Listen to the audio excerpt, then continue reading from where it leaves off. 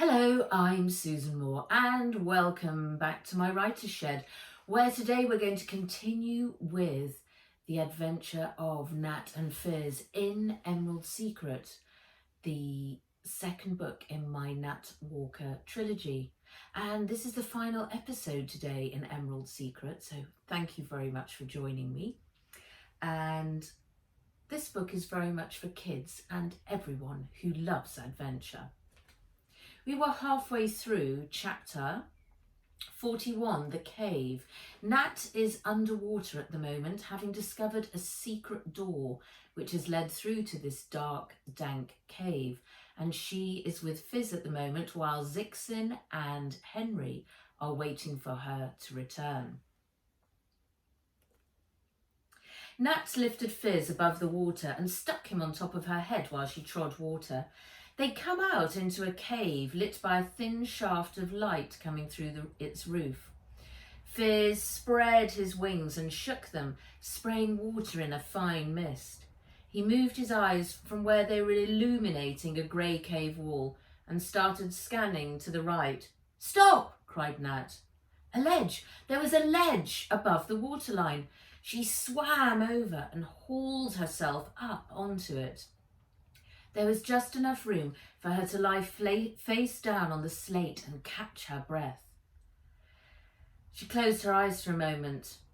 "Nat, Nat, look!" Fizz was tapping her on the head. "Zoinks!" she gasped, pushing herself up.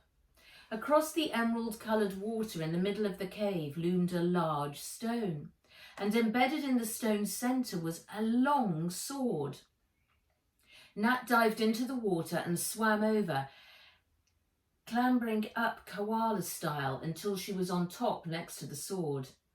It was double-edged and rusty, just like the one that Ivy had bought at the auction. "It exists," she said. It really exists, Fizz." She put her hand out and grasped the hilt. A buzz of pure energy flowed up the blade, lifting the sword cleanly free of the stone.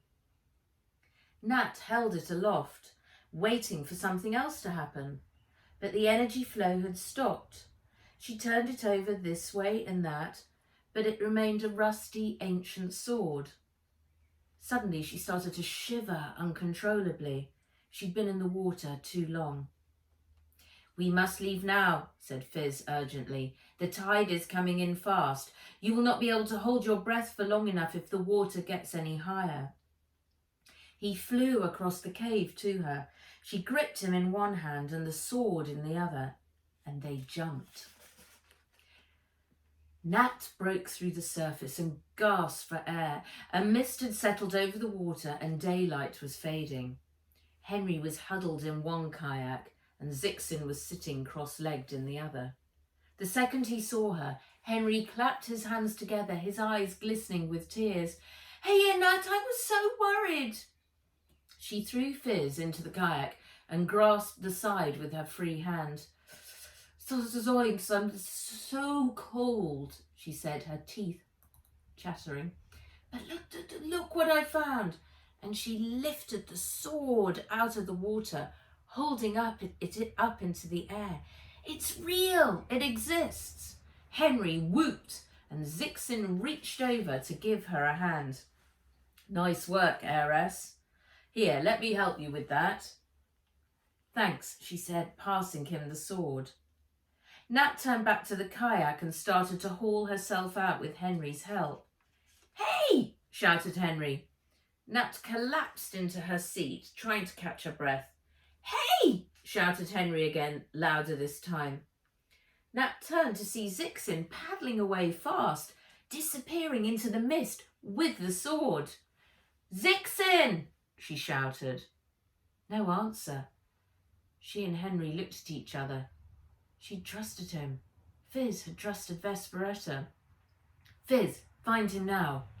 Fizz took off like an arrow, and Nat and Henry began furiously paddling after him.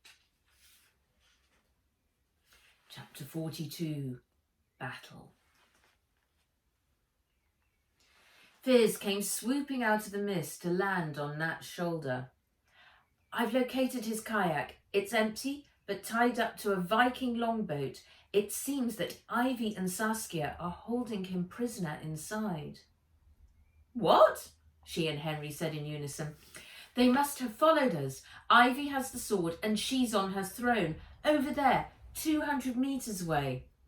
He was pointing with his red-tipped snout into the thick fog. Get paddling, Henry! Nat dug her oar tip into the water and pulled. The kayak moved forward with Fizz lighting the way, like Rudolph the Red-Nosed Reindeer. How did Ivy and Saskia know where to find them? And what was Zixin doing? The sword! They had her sword, and more than anything else she needed the sword back. She'd have to sneak on board. Started Henry. Shh, Nat whispered, putting her hand over his mouth. Quiet, or they'll hear us. Henry's eyes were wide as saucers. He nodded, and she removed her hand. When we get there, you stay here while I go in. Got that? He nodded. If I'm not back in 15 minutes, go straight to the Junco. Nut will lead you there. Got it? Henry nodded again. Nat turned and carried on paddling until she saw the dark shadow of the longboat looming up ahead. She glided up alongside. Up on deck she could hear voices. Fizz landed back on her shoulder. Zula, she whispered. She squeezed Henry's hand, gave him a thumbs up, and grabbed onto one of the round shields on the top rail of the boat. She pulled herself up and peeped over. Ivy was sitting on her massive throne with her back to Nat. Saskia was standing in front of her, holding the crown up in the air, about to place it on her mother's head.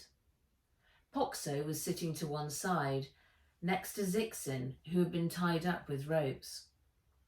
A bearded man was standing at the very back of the boat, arms folded, watching. Nat's sword was grasped in Ivy's meaty hand. Buyu dika rigani jawant briga, chanted Saskia. Zixin spat on the ground. Sword won't help you, sad old woman. There is no sword that can make you youthful or all-powerful. Ivy tittered. Oh, come on now, you're just bitter because you didn't get away with your little plan. I know your grandfather is desperate to get his hands on this sword, and I know that he was the one bidding against me at the auction. Zixin spat again, this time directly at Ivy, hitting her cheek with a gob of saliva. Ivy stood up, brandishing the sword. Nat could hear the swoosh of air as she swiped it close to Zixin's ear. I don't like people getting in my way, she hissed. I should do away with you, just like I did with that girl's guardian. Nat froze. Saskia's hand flew to her mouth. Peter, don't say silly things like that. Ivy spun around, cocking her head to one side. Darling Saskia, how else do you think I've got ahead in life? By being a nice person? How do I afford all your finery, our lifestyle and our feasts? I get what I want through sheer force of will and cunning.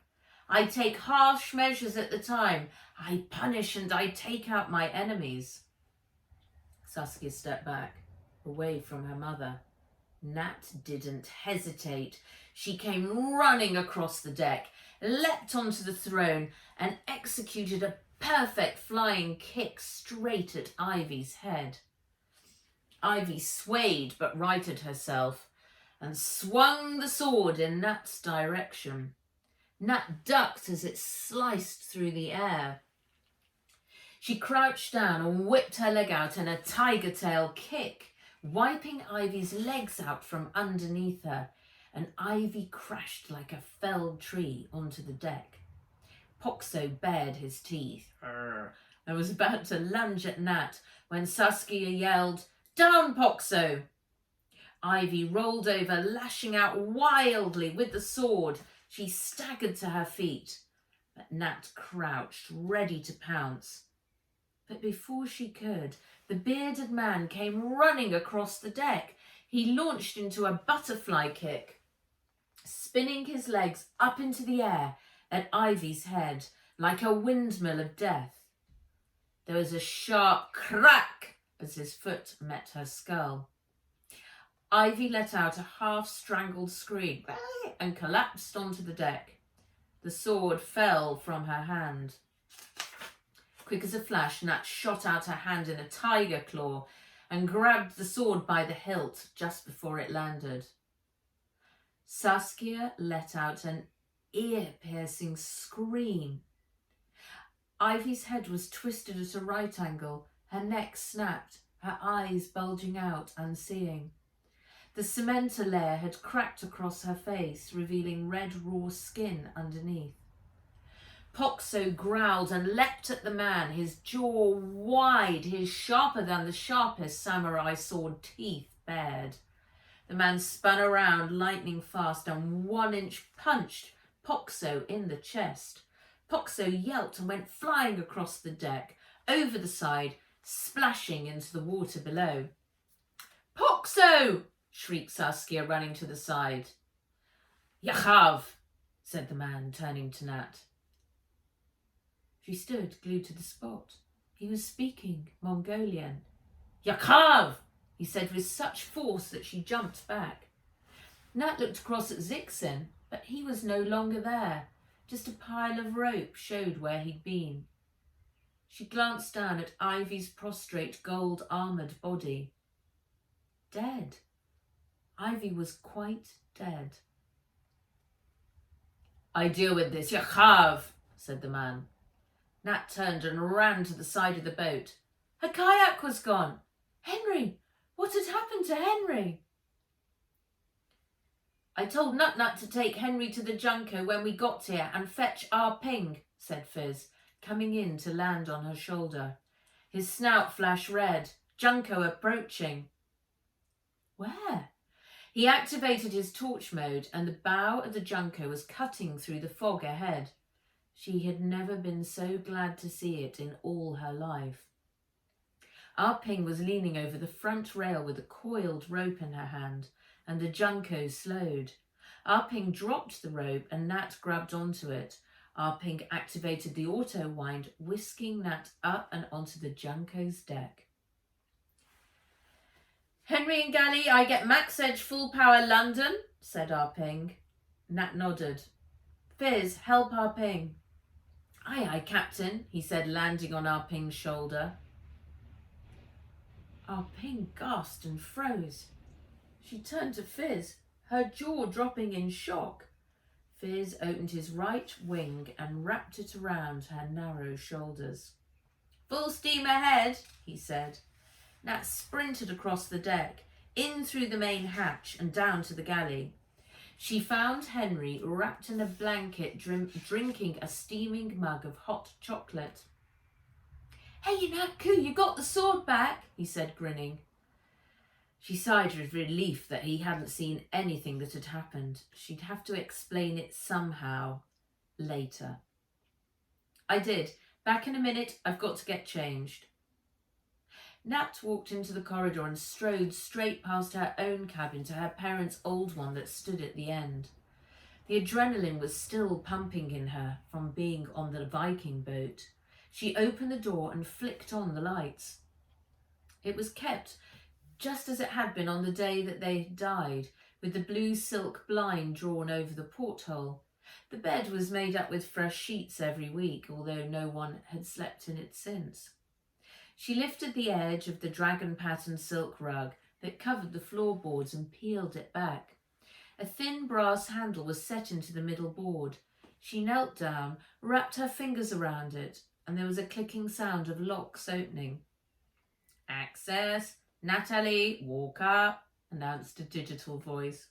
She pulled the handle and the board lifted to reveal a long case with moulded spaces for 2 swords. She was about to lay the sword down in one when she remembered the secret code which her mum had told her would be on the hilt. Knock, knock, may I enter? Said Fizz, sticking his snout around the door. Yes, I need you. Please can you find the code that's embedded on this hilt? He clacked across the floor and scanned the handle. 07734. Thanks, Fizz, she said. Then her hand flew to her mouth. Zixin! We must get after him. He knows how to get into Bean Invaders and Blackcod. He knew about the sword all along. I should never, ever have trusted him. Fizz's wings drooped. I was charmed by Vesperetta. I hope I have redeemed myself a little, though. I alerted Philippe the moment Zixin paddled off with the sword. He and Mange too have reported back that they are evacuating the lab. There are procedures in place for this. He will let us know when he is in a new, safe location. Nat sighed with relief. Oh, tiger's teeth, thank you, Fizz. She placed the sword into one of the storage slots and closed the lid. The locks whirred into action. System armed, said the voice. Nat got to her feet and rolled back the rug. Fizz flew up onto her shoulder and rested his snout against the side of her head. The bearded man, who was he? She asked. I do not know. I took an image of his face and searched no match. Send it to the clan in Mongolia. Ask them. Fizz's eyes flashed amber. Done. Nat looked over at the silver-framed photograph on her mother's dressing table. A normal family photo. Nat on her mother's knee, her father standing behind on the deck of the Junco, everyone smiling. Zoinks. Yet nothing was as it seemed. She took a deep breath, turned and headed for the door. One sword down, another to go, Fizz. The end.